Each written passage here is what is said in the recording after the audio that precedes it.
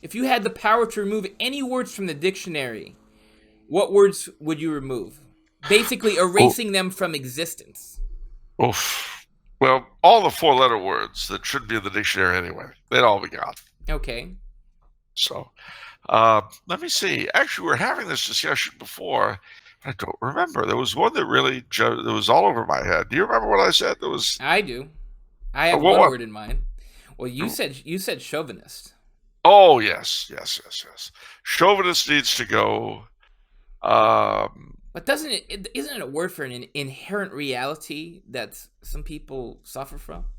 no.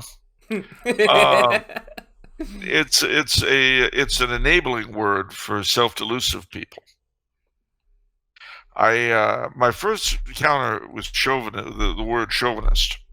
I was 12 or 13 years old. It was 1972.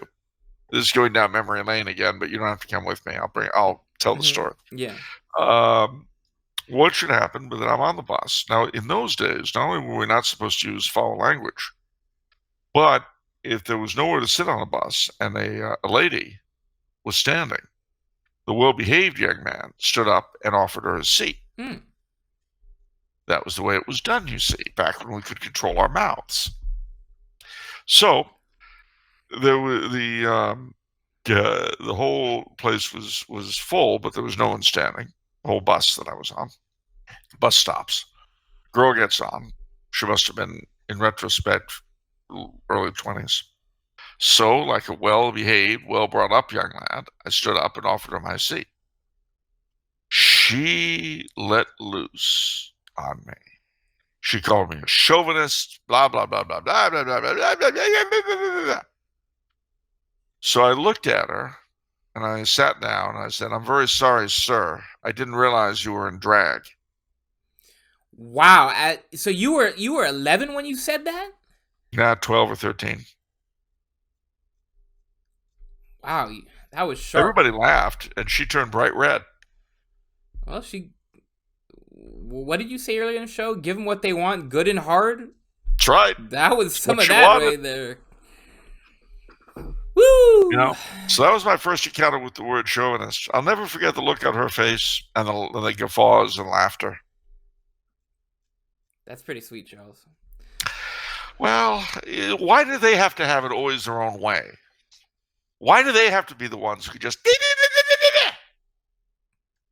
Why can't we give them their own good and hard?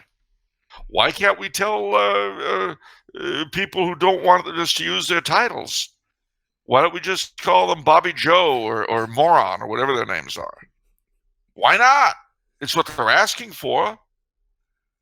And I know in the case of the Cardinal that doesn't want priests to be called father. I'm sure he doesn't want people to give clergy money because that would imply a difference. Yeah, yeah, yeah. If you live in Cardinal Dew's diocese, you probably shouldn't be giving him any money because he would feel bad taking it. Yeah, inequality. Yeah, he would Yeah, feel very bad. yeah. So, at any rate, so chauvinism definitely would go out the window. Let me see. What's another word that would need to, well, safe space. Okay. Well, that's not really in the dictionary yet, but it's getting there. You don't like safe spaces? Not really. Although I've created one my here for myself. LGBTQMXMZLMDZ. That's a good one. That's a good one. That one needs to go bye-bye. Um, I know, right? That I know, right? That phrase has to go. It's a neologism. Oh, I that's a know, big right? one over in California. That's Of course kind it of. is. Be countercultural. I even Okay. remember when it started up. And it wasn't that long ago. It was like 15 years, maybe, if that, 10 maybe. I know, right?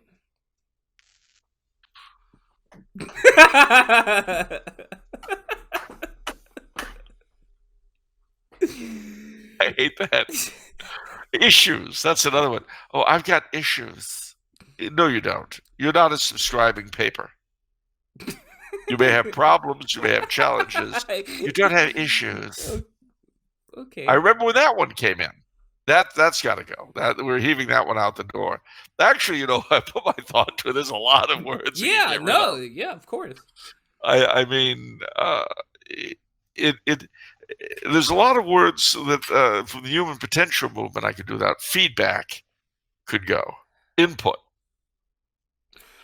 Unless you're working with a computer, stop it. Stop it. If you're working with a computer in the technical terms, I would get rid of gay as a noun.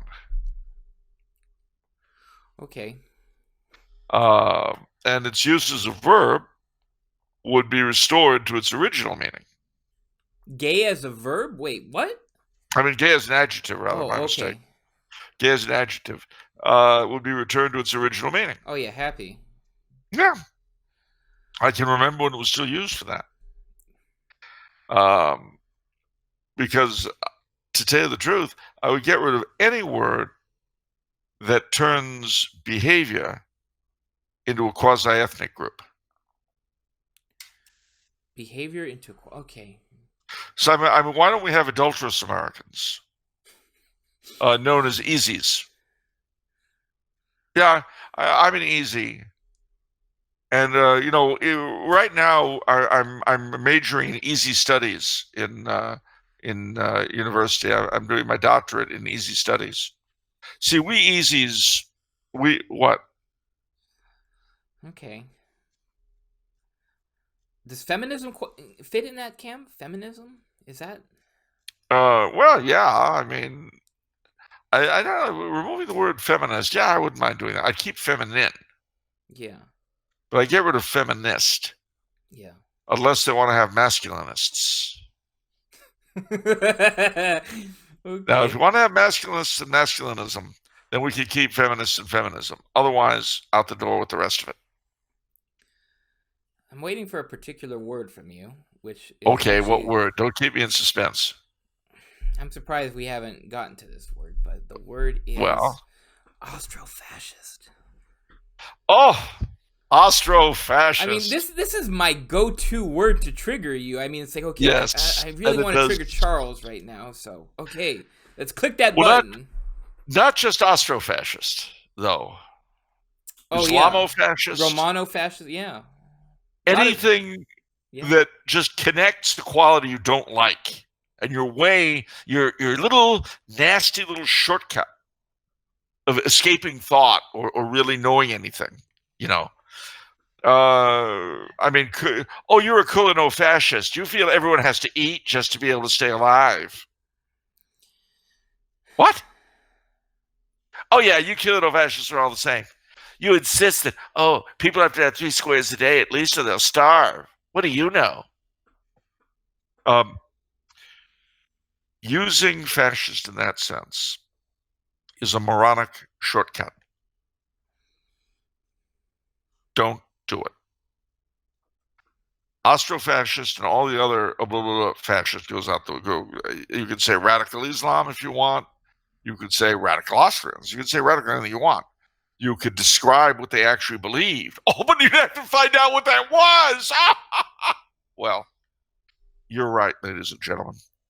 I have to admit, what I hate are buzzwords. Words that allow you to escape engaging ideas. Words that allow you to shut down discussion with a mere toss of a phrase.